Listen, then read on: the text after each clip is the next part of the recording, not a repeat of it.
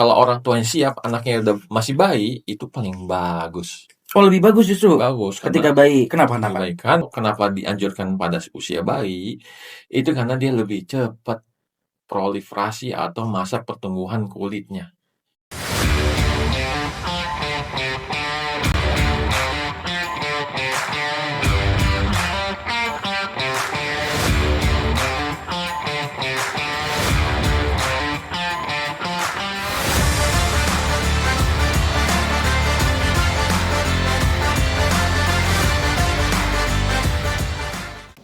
Assalamualaikum warahmatullahi wabarakatuh.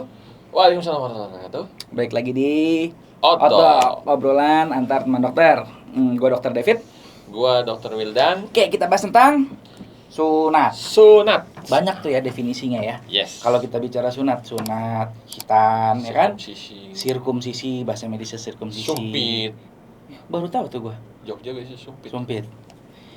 Oke, jadi sunat itu adalah suatu tindakan medis di mana kita menghilangkan sebagian dari kulit. Oke. Ujung kulit yang menutupi kepala penis atau kalau di kedokteran itu prepusium. Nama medisnya prepusium. Jadi kepala penis, gland penis itu ada tutupnya lagi. Nah, itu yang kita Potong. hilangkan. Potong. Serem dengernya. Enggak. Dihilangkan, digantengin. Jadi kepala penisnya yang tadinya tertutup, jadi dia show off. Asik, kelihatan gitu. Buka jadinya. Buka. Gitu, guys. Fungsinya apa? Karena fungsinya itu ibaratnya teman-teman, ketika ada anak yang belum sunat, ibaratnya kepala penis itu masih pakai selimut. Kalau kita selimutan di rumah nih, kan lama-lama gerah. Kalau gerah banyak bakteri, gatel, bau, bisa terjadi infeksi. Lebih lembab. Oleh karena itu, kalau sunat itu adalah membuang kulit yang menutupi kepala penis, dibuang agar tidak infeksi. Karena dalam penelitian di Amerika bahkan ya, itu dikatakan bahwa yang menyebabkan infeksi menular seksual atau infeksi kelamin itu disebabkan karena sebagian besar karena kulitnya belum terbuang, karena itu sumber penyakit itu, ujung kulitnya. Jadi definisi sunat adalah membuang kulit yang menutupi kepala penis sehingga kepala penisnya lebih bersih, terbuka. Yang pasti menjaga hygiene juga ya. Yes, hygiene that's juga. right. Oke, yang paling banyak sering ditanya ini kalau kita bicara sunat, kira-kira kapan sih sunat? Waktu paling bagus tuh kapan tuh kira-kira? Nah, waktu paling bagus adalah ketika orang tua siap untuk anaknya disunat. Atau anaknya siap? Anaknya siap. Kayaknya anaknya nggak bakal ada yang bilang siap ya, jarang banget ya. Ada. Oh, ada juga. Yang udah SD itu. Malu ya, yang udah boleh sunat ya. Iya. Atau kalau orang tuanya siap, anaknya udah masih bayi, itu paling bagus. Oh, lebih bagus justru. Bagus. Ketika bayi. Kenapa? Karena kan banyak yang bilang, wah anak bayi kan titiknya masih kecil. Oh, siapa bilang? Coba lihat aja. Titiknya itu hampir sama, bagus dia. Yang ngebedain adalah dia kenapa dianjurkan pada usia bayi, itu karena dia lebih cepat proliferasi atau masa pertumbuhan kulitnya. Itu. Jadi cepat sembuh. Penyembuhannya juga lebih cepat berarti ya. Lebih cepat. Nih, dan efek traumanya hampir nggak ada gitu. Oke. Karena kenapa pas di bius, misalnya nih bius, kan kita nggak pakai jarum suntik nih, disemprot. Oh, yang paling baru tuh. Paling baru. Disemprot, rasanya dingin, kaget sedikit. Kalau ada yang nangis, abis itu berhenti udah. Gitu. Emang kan dia jujur, emang nggak ada rasanya lagi gitu. Udah gitu. Jadi emang paling bagus itu ketika bayi dan orang tuanya siap. Atau ketika kalau nggak bayi, anaknya siap, orang tuanya siap. Atau kadang-kadang yang menyebabkan anak itu nggak sunat itu orang tuanya nggak siap. Orang tuanya justru. Anaknya siap nih, ma aku mau sunat. Orang tuanya takut. Aku ingat yang dulu rasanya amazing gitu kan. Jadi akhirnya tertunda tuh gara-gara bapaknya tuh tahu dulu tuh ya kan. Padahal beda kan sekarang. Metodenya apaan aja sih kan untuk sekarang banyak banget kayaknya yang canggih-canggih ini. Metodenya canggih-canggih. Kan kalau dulu zaman pas kita masih sekolah tuh Itu kan klasik tuh yang kita belajar pakai minor set, sudah kayak gitu.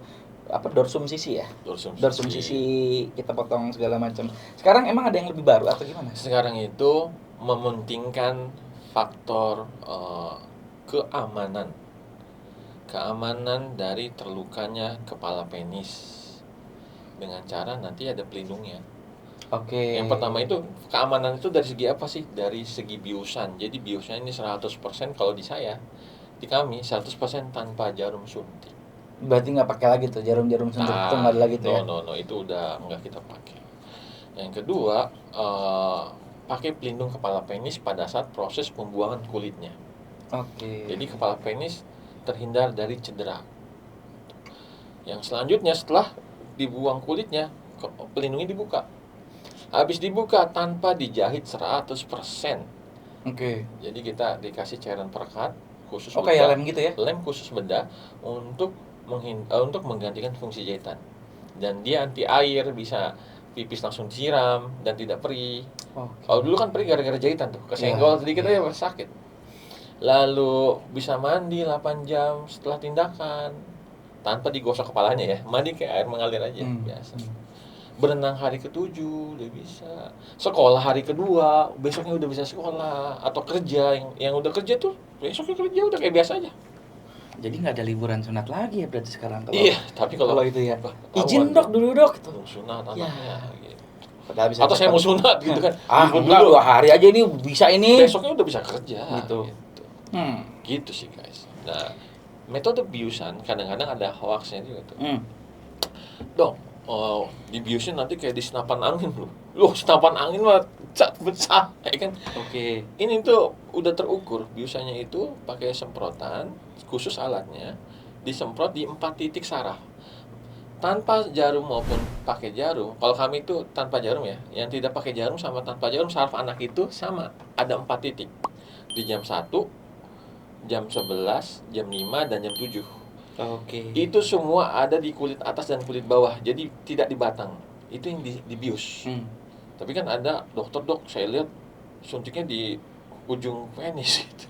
Sebenarnya kurang bermanfaatnya karena kan kita ngeblok sarafnya sini. Ketika saraf ini diblok 4 titik ini udah akan baal 100%. Kalau kami yang pakai semprotannya itu yang khusus, jadi disemprot langsung masuk ke pori-pori, nembus dia ke pori-pori, tapi sebatas subkutis yang ada sarafnya aja, nggak dalam-dalam. Jadi nggak kayak jarum gitu. Nembus dan langsung nyebar, gitu. Masuk nyebar.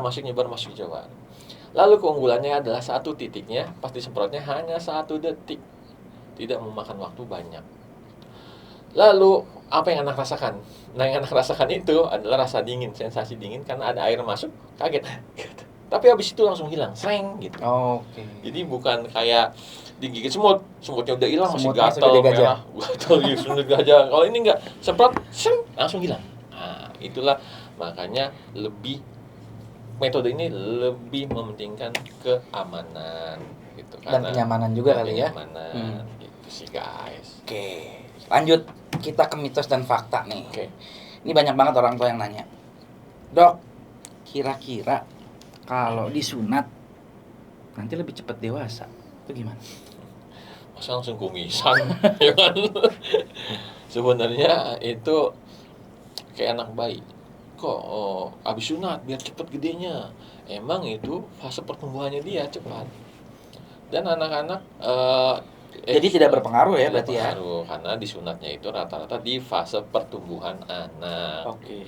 Tapi sebenarnya ada juga mempengaruhi, tapi bukan faktor ini ya, faktor utama gitu.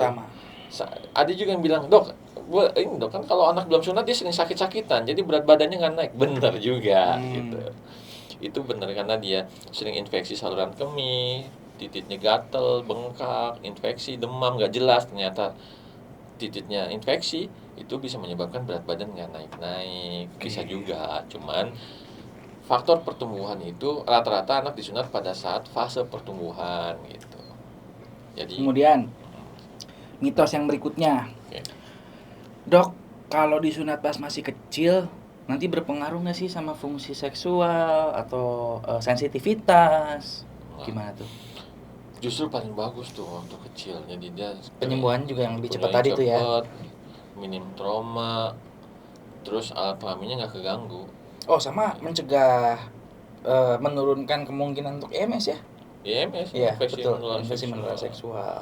Nah, itu penting banget sih. Itu nggak ada gangguan apa-apa. Kan ada yang beda budaya. Kalau di budaya Jawa nanti aja kalau udah gede gitu kan. 6 SD, SMP. Tapi kalau di Sunda baik. Di Timur Tengah baik. Beda-beda budaya. Tapi kalau secara referensi paling bagus itu memang di usia lebih kecil lebih baik gitu. Asalkan orang tuanya siap. Karena anaknya nggak apa-apa kok, insya Allah nggak apa-apa. Bahkan kalau bayi itu nggak kita minumin obat. Gitu. Di bawah 1 tahun itu nggak perlu minum obat. Tapi meskipun kita bekelin obat, kalau misalnya dia rewel di luar dari biasanya diminumin. Tapi kalau nggak perlu, karena dia proses penyembuhannya cepat banget. Kayak antibiotik segala macam gitu. Nggak. Oke. Gitu sih guys. Jadi Banyak juga yang baru-baru nih ya untuk iya. sunat ya. Jadi disarankan untuk anak-anak yang belum sunat sebaiknya sunat. Anak-anak orang tua yang belum siap menyunatkan anaknya, dengar kita atau cara referensi bahwa insya Allah metode sekarang lebih baik dibandingkan zaman kita dulu. Sama orang tua yang belum sunat juga disarankan sunat ya. Emang apa sih nggak boleh? Sombong amat. Itu tergantung budaya, tergantung keinginan sih. Tapi kalau dari segi medis sebaiknya dibersihkan, disunat. Mungkin itu aja kali tentang sunat ya. Sip. Oke. Kalau ada Lumayan banyak yang kalau ada 9 naga. Kalau ada 9 naga. Kalau ada masukan atau kalau ada pertanyaan boleh diketik di kolom komentar bawah, atau kalau ada yang mau ditambahkan silakan. Sama nggak mau promosi sekalian atau enggak kita langsung taruh di bawah aja ntar. sunat di Dino-Dinoan. Blue Dino. Di Blue Dino. Jadi kebetulan Dr. Wildan juga punya tempat sunat ya, tempat sunat. Jadi nanti kita taruh di bawah nih. Kalau memang bisa di browsing di sana, atau mau langsung menghubungi bisa langsung dihubungi di sana. Oke. Kita cukupkan? Oke. Saya dengan Dr. David. Saya dengan Dr. Wildan. Assalamualaikum warahmatullahi wabarakatuh. Waalaikumsalam warahmatullahi wabarakatuh. Tapi emang lagi ramai Kalau musim sunat. musim sunat. Enggak, musim sunat juga banyak bayi yang sunat. Banyak baik justru. Orang Banyak biasa ada. bayi.